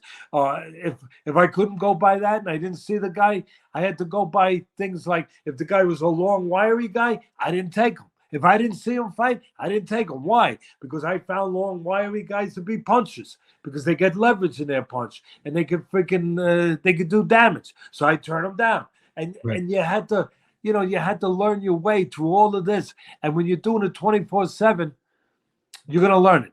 and you're doing it the right way. You're gonna with the right people around you. So again, was I pulverized by the enormity of working with these fighters and starstruck or nervous about? No, because the only thing I was thinking about, get to the gym and work and train this guy that I'm supposed to train and develop these fighters. And so I just got involved in doing of Right. it rather than the thinking of whether or not I'd be successful or whether or not this or that. The only time I got to a place was when I left Cus years later. I spent 7 years there, but when I left them years later, and I got this reputation, I was down at Gleason's gym training fighters, and I got a reputation as the youngest trainer in the business at the time and the best teacher amongst whatever, within a certain place, I guess. Mhm. And people like Dave Wolf or Boom Boom Mancini, they were all coming to me with their fighters. And I was Mike Jones, who had Jerry Cooney and guys like that. God bless him, he's not here. And they I was I was in a comfortable. I was working my backside off, but training amateurs and pros down at Gleason's. But I was I was in a place where there was a comfort to being known as the best teacher or one of the best teachers at a young age. That I could take a guy that was a 6, 1 to 10, 10 being the best. I could take a guy that was a 6, and I could turn him into an 8. I could turn him Mhm. into a 9. And so I was taking guys like that, and I was satisfied. But that wasn't what I was. That wasn't supposed to be the end of the trail for me. It was just part of the journey. But I was taking, and I was satisfied. I was like, wow, I'm taking guys that people said couldn't do this, and I'm making them an 8. Mhm. But but there came a time where I should have been getting guys that were 9s and making them 10s. And that day came. Right. That day came. I get a call to say train. At the time, there was no pound for pound, listings that they do now. But at the time, pound for pound, he was up there. His name was Simon Brown. He was welterweight champ of the world. Yeah, know 'em well. Yeah, and I I got a call to train him, and I almost said no. I had to I had to talk to myself. I had to do what I do for fighters and for other people, where I had to give myself a talk and say, "What the hell do you want to do? What are you afraid of?" Because, and the reason I was ready to say no was now I'm going to go from this comfort zone of being known as this teacher that really changes fighters that are 6s and 7s and makes them 8s and 9s. But if I'm giving a 9 guy now and I'm supposed to make him a 10 or he's close to a 10, but I got to make him a better 10, whatever. If I'm not, wow, there's a risk. What if I blow it? What if I don't do the job right? Now I'm not going to be this guy no more. Now, even though I'm not making the money that I ultimately would like to make for my family at this place, it's a comfortable place to be. That's why Yeah. I understand when people don't take jobs that could better them because they're comfortable there. But you can make more money. But I'm comfortable here. There's more risk. There's more responsibility if I take that. And there was more risk. And I actually caught myself. I was young. I caught myself. I was like, I'm going to turn this down because I'm afraid that if he don't perform well, because he already was a top guy, if he don't perform well, and now he's going to fight better fighters, and I'm attached to it now, I'm going Yeah. to say no to protect myself to avoid that. I said, no, I can't do that. And I made myself say yes. And I trained Simon Brown for 5 title defenses. We defended all, obviously, we won all top 5 title defenses. But that was a turning point for me after many turning points in my life. That was a Mhm. turning point to now I'm going to take 9s and I'm going to make them 10s, and that's what I was supposed to be doing. And ultimately that's what I wanted to do.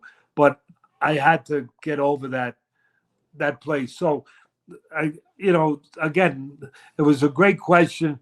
Um, I Trading for Cuss, it allowed me these these chances to be around fighters that I wouldn't have been around for many years.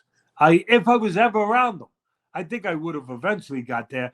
But I was around them at 19, where other people probably hadn't been around them till they were in their 40s. I Right. mean, at that point in boxing. And I was around them at 19. So again, I didn't deserve it, but there it was. I got it. So again, I know I'm repeating myself, but the final thing, it wasn't. The only pressure was the workload that I pushed myself and pushed Right. myself, and that I didn't, that I didn't betray my responsibility of being there, and then in between that, taking the amateurs down, and then getting back at 4 in the morning and getting up to train the pro. You know that was my only thought. My thought wasn't about who the fighter was and my God, I'm training this guy. What pressure? That didn't come until later when like Cuz said, when I knew more. Like when you get more developed and you're not just doing it. Now I'm thinking about what I'm doing, and you're thinking about it, and I'm saying, oh, I got to train Simon Brown. Oh, Right. wait a minute, let me think about this a little longer. Where in the past I didn't think about nothing, I just did it. Right. Well, the last two things I want to do is real quickly. I want to talk about if I can give you names of boxers, and you could give me just a real quick, your experiences with them, whether good, bad, or what have you. Just throughout the years in your boxing career, if you could. First one I want to go with is Evander Holyfield. He got the right nickname, real deal. Mhm. Uh, because he was brought up by a mother that was a tough mother. There's always a beginning and a reason. A tough mother who, the word, if you said, give me one word, you know what the word would be? Accountability. He, anything he did wrong when he was a kid, his mother made him be accountable for it. Mhm. He used to tell his story. I was there. He told his story one time where he said his mother down south, old fashioned. Nowadays, she'd probably be arrested for this, but she raised a hell of a son, a hell of a son.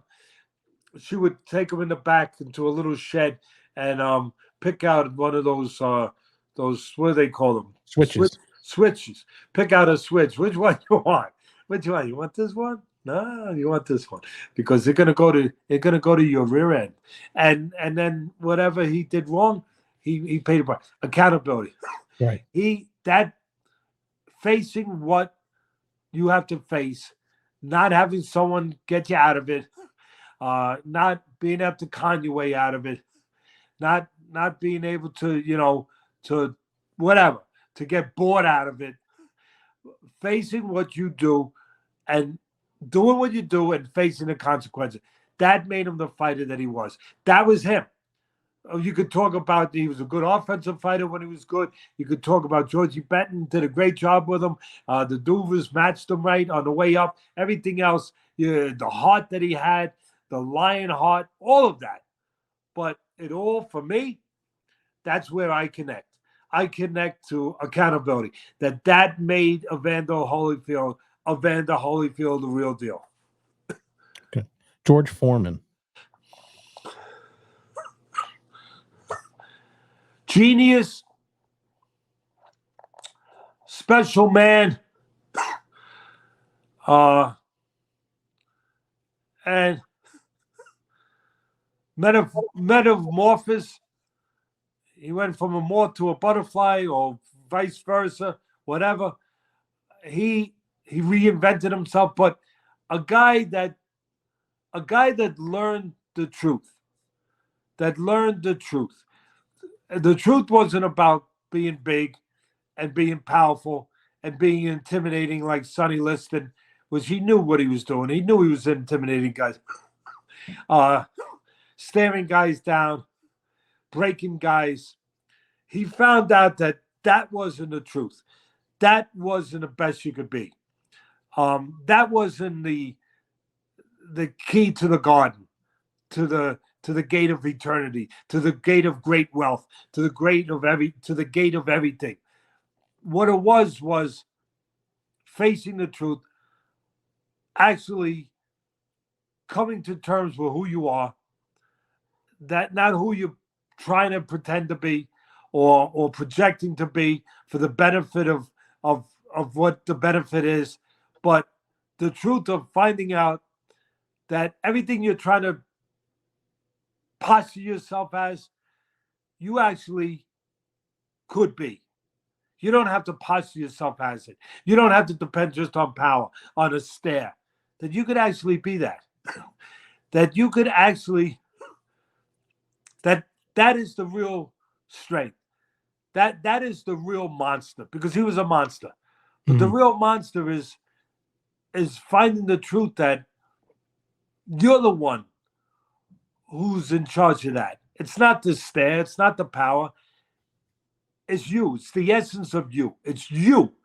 That's that. That when you're in a situation where the power didn't work anymore, and that day came in Zaire, where the power, the intimidation, all of that didn't work anymore, and a guy named Muhammad Ali broke you down, and he did. He broke him down, and he breaks you down, and he makes you face something you never had to face, yourself, without the power, without the intimidation, without the boogeyman. And you finally realized there was never a boogeyman. The only thing there ever was what you make yourself, what you believe you can be. And he learned the difference between the truth and the lies. The lies was when that moment came and Ali made him feel like he couldn't beat him, like he couldn't hurt him, like he did to other fighters too. He couldn't hurt him. He couldn't defeat him. That he had no he had no influence over Ali at all. His punches, nothing. He realized afterwards that that was a lie. He realized that when that moment came, he actually gave up. He submitted. He gave up. He twirled around from that right hand. He took better right hands all night. He twirled around. He pirouetted around. He caved in. And he realized, it took him 10 years. 10 years of suffering. To get to greatness, you got to suffer. 10 years of suffering, of to finally do an exorcism, to finally get rid of the ghost. And he came back. And he came back the new reformed George, the better George, that would have kicked the crap out of the young George. And he wasn't better muscular-wise, physically-wise, but he was better where it counts, with the truth in his head, where he understood when that moment came in Zaire, he felt like it was Ali's choice of what he could do. And it was, because he gave him that choice, that he could do nothing but just cave in, just submit to the king. He had no choice. He was a slave to that. He was a peasant. He was the king says you got to go down, you got to go down. It's not my choice. And he realized it took him all those years. It was always his choice. It wasn't Ali's choice. It wasn't the air at Zaire choice. It wasn't 100,000 people that were chanting Ali Boombaye. It wasn't their choice. It was George Foreman's choice. And he came back more magnificent, greater than ever, and never submitted again, and never gave up that choice again. When he got in those same situations as an older man, not as good physically, not as good, not supposed to be doing it at that age. He did it because he realized it's my choice how I behave. It's my choice what I do here.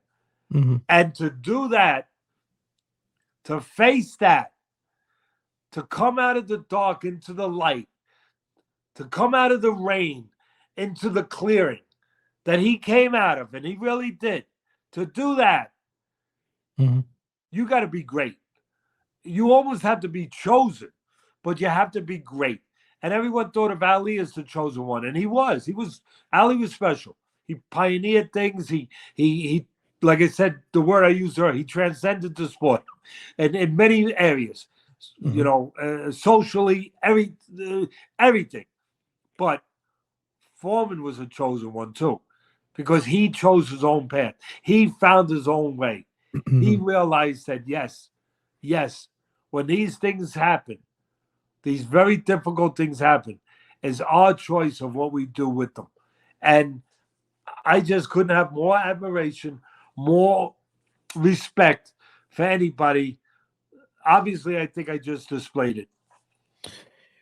And my final one that I wanted to give you is probably the one that I feel was one of your more successful fighters, and that would be Michael Moore. I always liked Michael as a fighter, but I didn't know his nuances as what happened behind the scenes. But I always liked him as a fighter. He was one of my favorites. Give me a little bit about Michael. Good kid, decent heart. Um, Depraved of love, depraved of belief in himself, wanted to be loved, um, wanted to be, you know, but wanted, he needed, for Michael, he needed to be able to trust somebody. He was one of these kids that his father left him early. Um, he had a mom that was there and everything great, but and a grandfather afterwards that was involved with teaching him. But those things don't leave you. They stay with you when you're abandoned.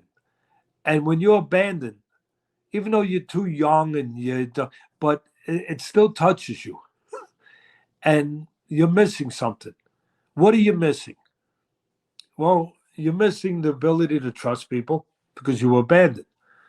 But you're also missing the ability to trust yourself because you were abandoned. Because if someone abandoned you, they must have abandoned you because there was something that wasn't good enough. Even though you don't articulate that, you don't consciously think that, how could you? Why would you? But where you, because of that and the attachment of that, of all the things that's suggests, you you never you never know if you're good enough. And he was so good. He was so talented. Yeah. He was so powerful. Um, but you never fully know that. And you never fully have the confidences that someone else might have because that pulls away from your confidence. Somebody left you, somebody abandoned you.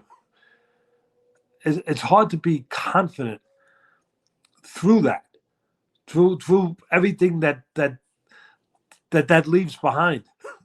So when you're not confident and you're not sure, what do? You avoid and you create excuses. And you're the last one to see how good you are because you're seeing it through a different prism, a different lens, a lens Mhm. of the past, a lens that got fogged up by the betrayal. So you can't see it for what you're doing now, how good you really are. Mm. And and the and the devil, so to speak, is always knocking at that door, saying, you know, you're really not you're as good as you are. You're really not so sure of it. You're never so sure because you're always being tempted by those things, those things that you didn't have, those things that that abandoned you. You're always being tortured by that. Like I don't if I'm really that good, if I really can can you know continue to face these things. So you get deeper into it and you get to the heavyweights, and now you get to a place where you start making excuses and building up excuses that you're not even really aware of how much you're putting into this to have a reason to fail because you don't want to be hurt. One of the most sensitive guys I ever met, even though he's a fighter, and you wouldn't think that, heavyweight champ, and you don't want to be hurt anymore. You've been hurt, and you don't want to be hurt no more. So you got to pretend like it don't matter, like nothing can hurt you. Because if you act like nothing can hurt you, then nobody's hurting you, even though you're feeling it inside. So you put this persona on like you don't give an F, but it's not really you. It's not attached to reality. So now you go to camp and you're expected to go in a fight and beat this guy, and you have these doubts. You have the devil knocking at the door, as I spoke, and you have these doubts that what if I lose? If I lose, people, they're going to be able to hurt me. They're going to be able to. So the only way that I could avoid being hurt is to act like I don't care. Because when people don't care about something, you can't hurt them. You can't say, "Oh, look at you. You suck. You're not you're not this, you're not that." But Mhm. if you didn't care about being good, if you didn't care about being the best, and people think you don't care, they're not going to say that because they're going to say, "Why even say it? He don't Right. care if you think he's no good. He doesn't give a crap." So he would go out and drink. He would go out and party. He would go out. He Mhm. would refuse to train at times where everyone could see it, and then he would build up an excuse where now in his mind he's protecting himself. Where now and to be a trainer you got to be a psychiatrist. And now Yeah, you do. if now if I lose, you know, people just say he didn't care. That's the only reason he lost. He didn't work at it. He didn't train hard enough. He didn't give a flying F. So you can't attack him. You can't get to him. And he protected himself. He protected himself in that kind of way. And finally, he broke through. Finally, he broke through. He broke through, to win the world title, where he finally got to a place where it could be okay to care. And if it's Right. okay to care, then you can do everything 100% and put yourself really out there and risk yourself. And I remember Customano had told me a story, and I used this when I trained him, about a fighter that wound up winning a world title. And on his way up, he used to do everything wrong: drink, go out, chase girls. Before a fight, he could punch like hell. Then he goes score a knockout, and he do it again. And to get to the next place, they had to change this. It had to change.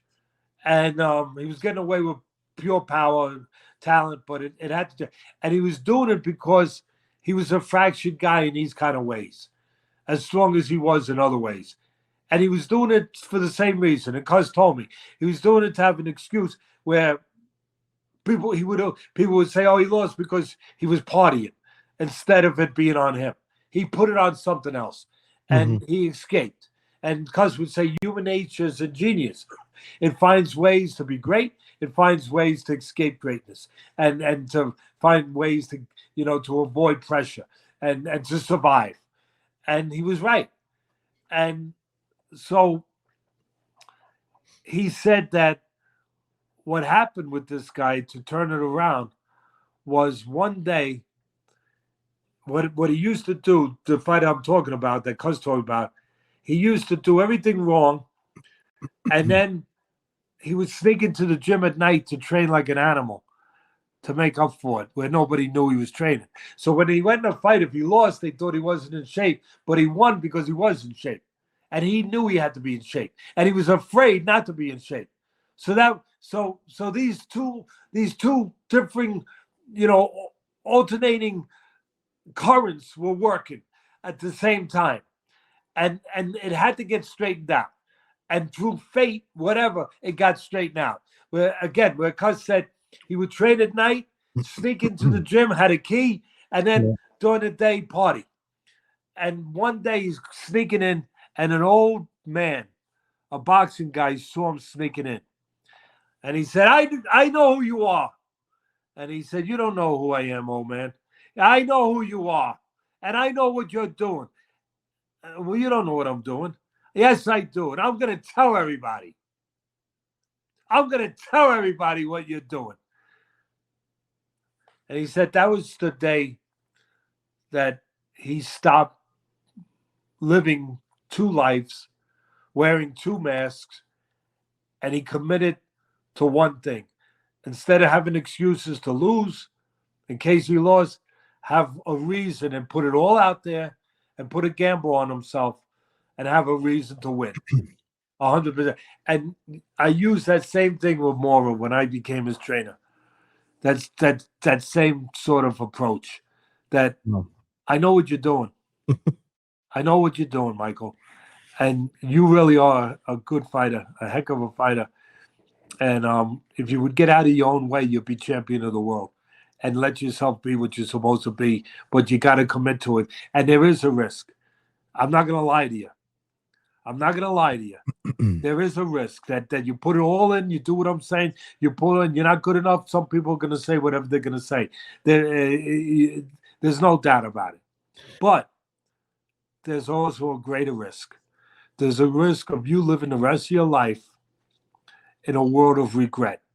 It's like having a prison sentence in solitary confinement Right. for the rest of your life. You're gonna know. Yeah, the rest of the people might not know, but you're gonna know what you did and what you didn't do. That's the greatest risk in the world. And if I was you, I wouldn't screw around with that risk. Anyway, it was all Michael. Anyone who thinks that I won the title for him or I helped, I did my job. But Yep. it was all Michael. Michael was a hell of a fighter. Michael was a hell of a tough guy. Michael decided on that night against on two nights. On that night against Evander Holyfield to be heavyweight champ, and also on the night, actually afternoon, in Germany in a soccer stadium with 50,000 people in a foreign in Germany. Um, he decided to win it again against Axel Schultz. Yep. And that really put him on the map. And he was a complex guy. I thought he was a complex guy to say the least. But I think the last person I want to talk to you about, and again, I appreciate your time more than anything here, was probably one of the toughest guys you've ever met, the toughest guys you've ever known. That'd be your dad, and what he meant to you, making you the man that you are today. Yeah, my father,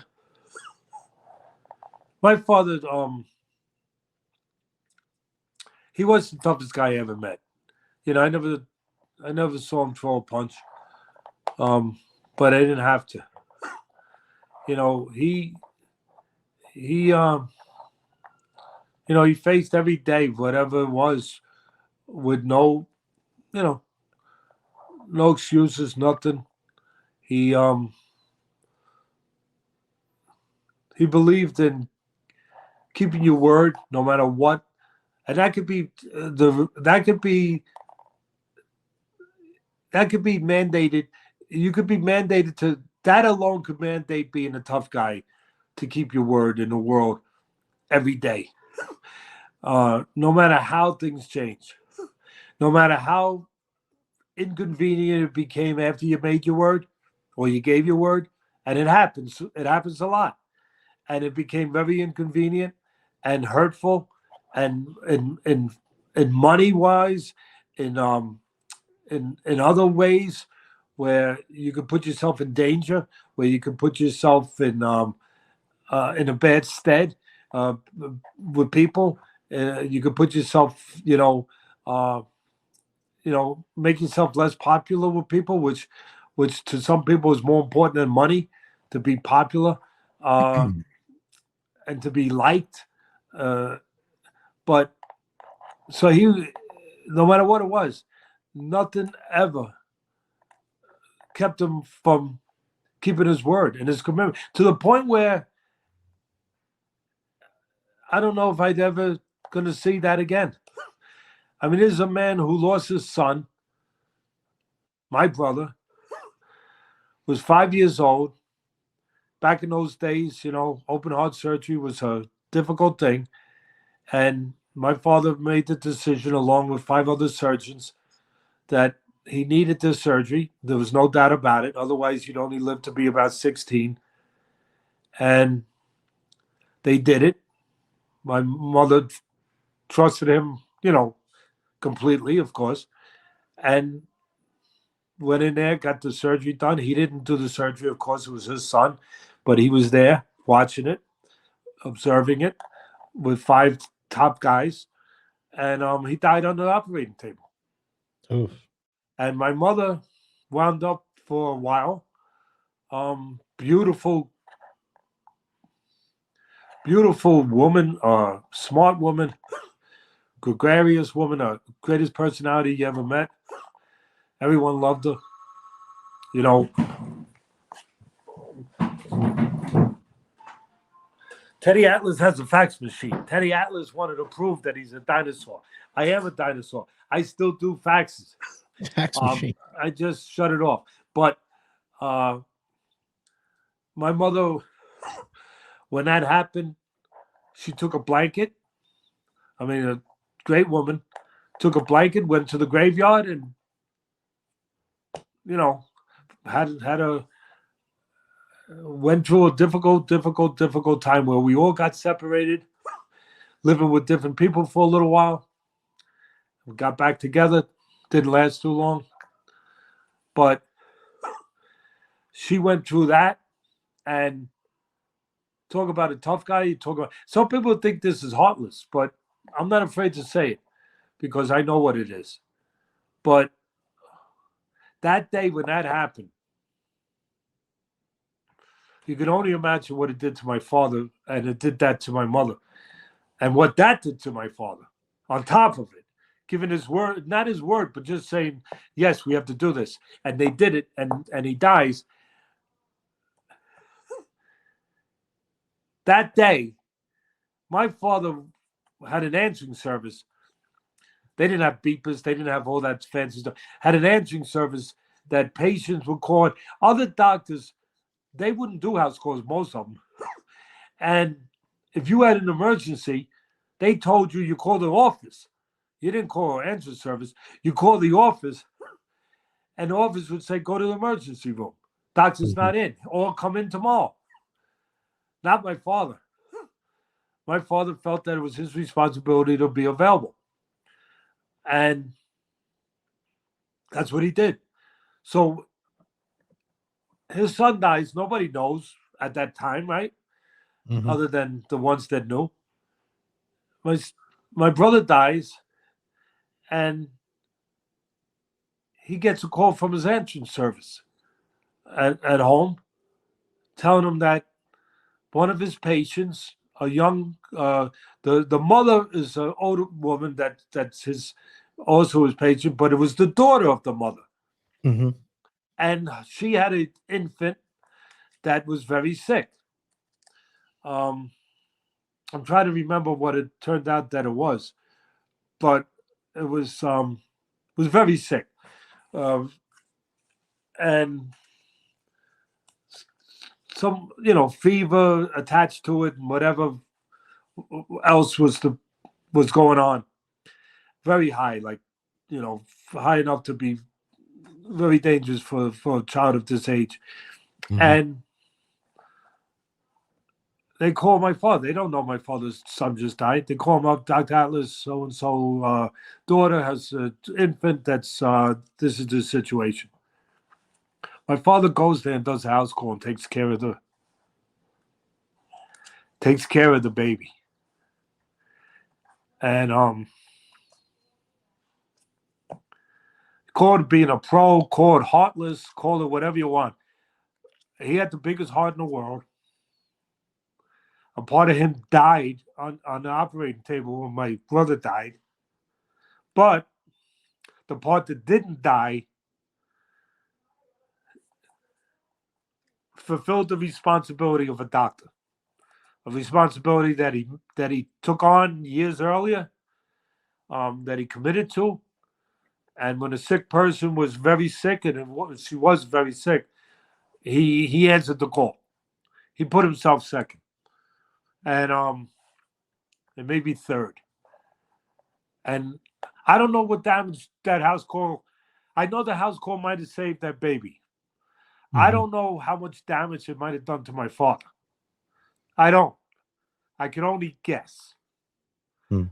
But that was my father. And I don't need to see nobody in bare knuckle fights. I don't need to see nobody. I've been in plenty of them. I've Mhm. been in plenty of them. I'm not a pimple on my father's backside of toughness, you know, at all when it comes to that kind of toughness. The true toughness of a man. So yeah, that's and there's many other examples, but I couldn't Mhm. think of another one that would be better. But what I can tell you is that the man that he was and what he passed along to you, his son, is something I've admired from afar for years. I met you briefly at the Boxing Hall of Fame years ago. But actually, it was actually 2000, uh, Wow. and you were doing the fights, and I was actually in the corner of someone. I leaned over to you. You said hello to me, nice enough to say hello. I've never to do a podcast. Obviously, I have a bagel business, so this was something I wanted to do on my own. But my one of my lifelong dreams was always to talk to people who I've admired in their lives, and the fact that you were nice enough to one call my brother back, you took the time out and did it, and actually apologized for not getting back to him sooner. Um, is an amazing attribute that I we don't. That's very rare. And to have someone call me back and say, "Hey, I want to have it," and then whatever time limit you want, whatever you want to do, whatever you want to talk about, that means a lot to me, and it shows the kind of person that you are. You didn't have to do this. I am a small podcast. It was just a boxing trainer and a bagel guy. That's it. It's And enough. That's enough. and you've That's taken your enough. time, and you've taken the time to do this, and it's so appreciative to me and my brothers. And it's something that we're going to show our kids that go to the gym, to tell them this is what you strive to be, someone who came from where you were to now where you're going to be. And in for that being said, I wanted to thank you personally for taking the time out today to be on our podcast. Listen, uh, thank you for you know for having me. Thank you for being so gracious and saying the kind things you just said. I appreciate it very much, and it's I was glad to do it. It's my pleasure to do it. And like I started this conversation podcast with, um, there's simple things in life, and if for me, one of the simple blessings is to be able to do a little tiny something nice for nice people, and also to have them in your life, in your circle, if you will.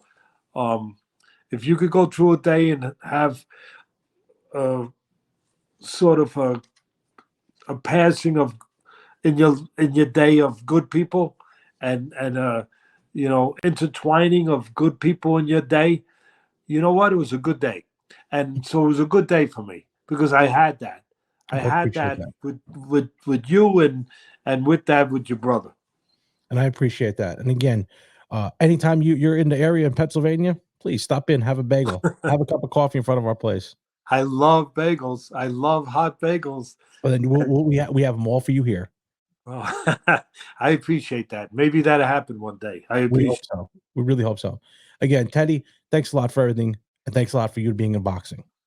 Thank you. Thank you for being a boxer. We need and really that I'm glad you finished with that.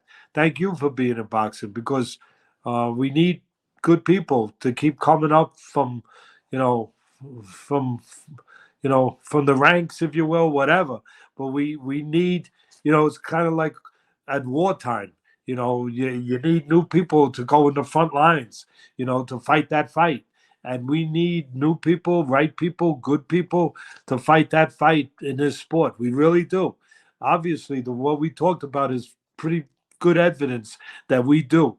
And so thank you for stepping up and being part of that fight. Thank you. You're welcome. And Commissioner Teddy, I could see it now. Yeah, okay. Thank All you, right. buddy. Take Appreciate it. care. My pleasure. Thanks for watching the Zapata Brand Podcast. Please subscribe to the podcast and listen where all podcasts are available.